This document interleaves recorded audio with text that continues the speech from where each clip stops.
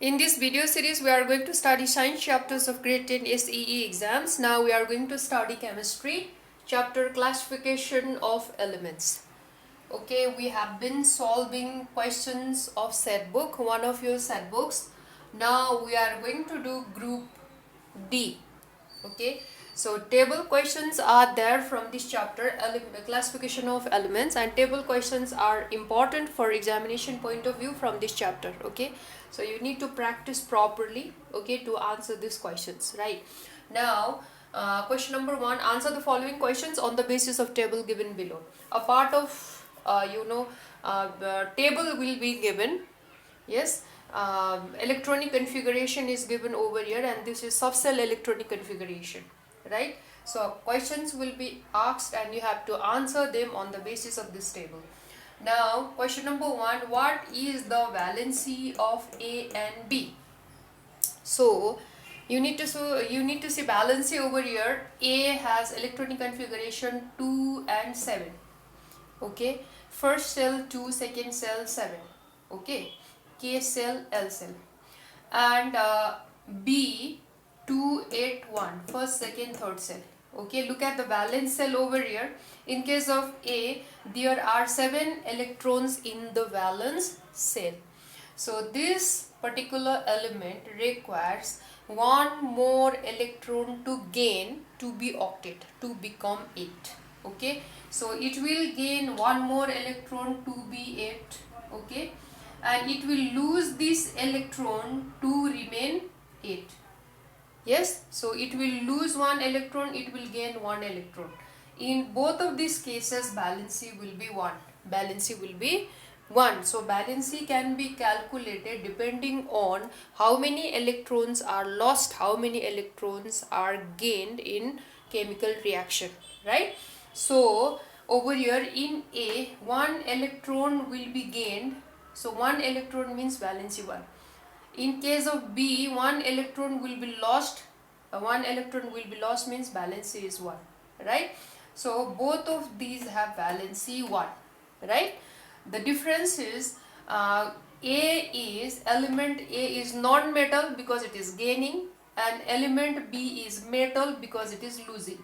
Okay, the one which loses, that is metal, the one which gains, that is non-metal. Okay, now question number 2: which is more reactive between 281 and 2881? 281, 2881, both of these are metals. Okay, because they have one valence electron in them, so these are metals. So I want to give you a small point over here. Valence electron 1 2 3, valence electron 1 2 3, these elements are metal. If valence electron are 1 2 3 up to 3, these are metals. Okay, and if valence electron are 5 6 7, these are non-metals. Okay, if valence electron are 5 6 7, these are non-metals, right? So you need to remember this fact. So since valence electron are 1 in this case, both of this, and they are different just by one cell. Okay, so which one of these two are which one of these two more reactive? Okay, so you see 281 means 3 cells. There are 3 cells in the atom. 1 2 3 4 means there are 4 cells in the atom, in this particular atom. Okay, atom of this element. So there are 4 shells, periods. 1 2 3 4, 4 periods or 4 cells. 1 2 3, 3 periods or 3 shells. So according to number of period, this one is bigger. 1 2 3 4 is bigger than 1 2 3. Okay, bigger the atomic size, more reactive is the metal. The first thing is these are metals because they have one valence electron. Okay, second point is number of cells or the periods. Okay, the one which has more number of cell is bigger because it has bigger atomic size. In case of metal, bigger the atomic size, more reactive is the metal. Okay, so 2881 is more reactive than 281. because 2881 has 4 cells, more number of cells. 281 has less number of cells, 3 cells. Okay. Now number 4. Which compound is formed by the reaction between C and D? C and D. What type of chemical reaction is it? Now you see what compound is formed. First you need to find the name of the element. 2881. 2 plus 8 plus at 16, 16 plus 2, 18, 18 plus 190. This one is potassium. Okay, atomic number 19, potassium. So 8 plus 2, 10, 10 plus 7, 17. Atomic number 17, this is chlorine. Okay, so you need to find out what compound is formed by the reaction between these two. Okay, now see, potassium reacts with chlorine to form potassium chloride. Yes, potassium reacts with chlorine to form potassium chloride. Now you see, potassium plus chlorine. Okay, potassium chloride. Yes, 2KCl, balance the equation. 2K plus Cl2, 2KCl, potassium chloride. Right?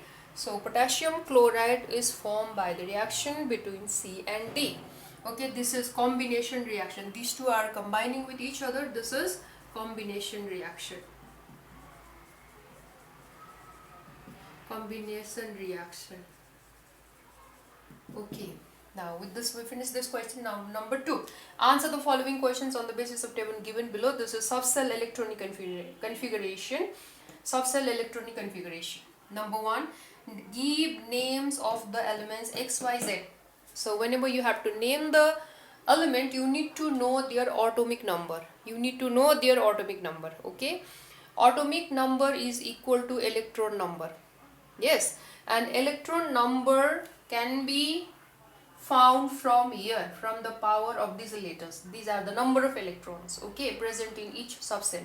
Number of electron. Let's count the number of electron in each case. 2 plus 2, 4, 4 plus 6, 10, 10 plus 1, 11, atomic number 11, okay. And over here 2 plus 2, 4, 4 plus 6, 10, 10 plus 2, 12, 12 plus 5, 17, atomic number 17, okay. Over here 2 plus 2, 4, 4 plus 6, 10, 10 plus 2, 12, 12 plus 6, 18. So you have elements with atomic number 11, 17, 18. Yes, 11 is sodium. Yes, 17 is chlorine. This one is sodium, this one is chlorine, and atomic number 18 is argon. Atomic number 18 is argon. Okay, so this way, by counting the number of electron, by knowing atomic number, you can name the elements. Okay, so you must know atomic number and name of the element, at least up to 20. Yes, up to 20 you have to know. So memorize this. Number 2, find the block and period of element X, element Y. So you have to find the block and period, in which block they belong to, in which period they belong to. You have to find out from this electronic configuration. So first you have to find the period of X and Y, okay, and the block of X and Y. It is easier to find block. Let's do it.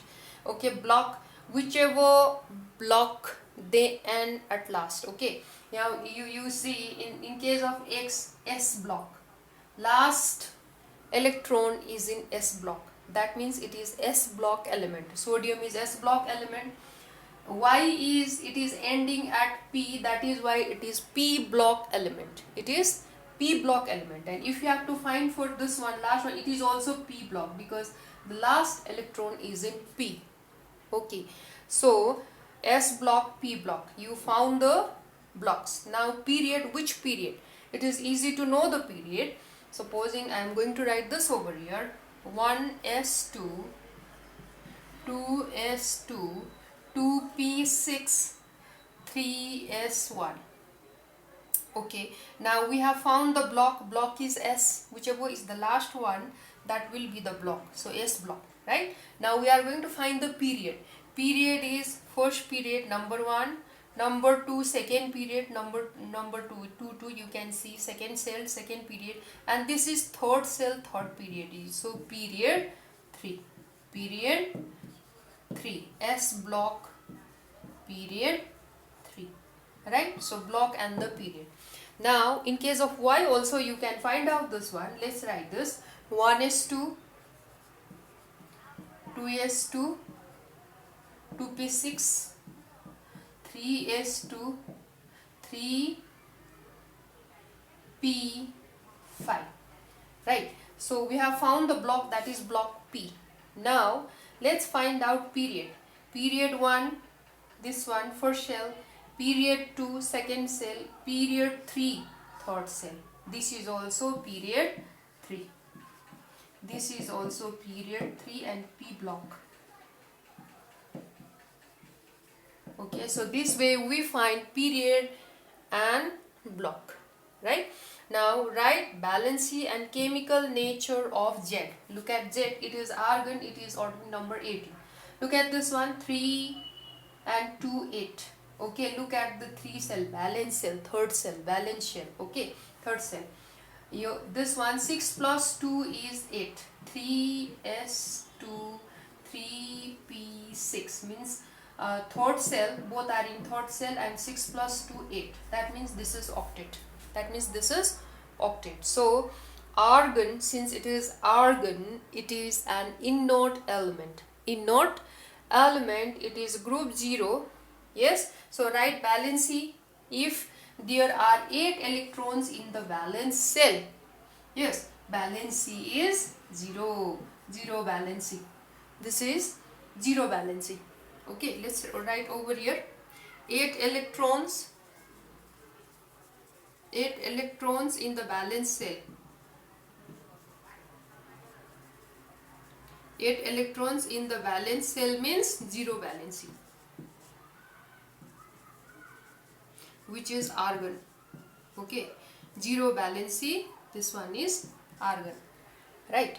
So valency you have found. Now chemical nature of Z, since it is this is inert element, valency 0. Valency 0 means chemically inert, chemically inactive,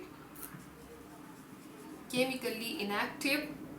Okay, chemically inert, not reactive, not chemically inactive. You can write inactive. Okay, chemically inactive, right?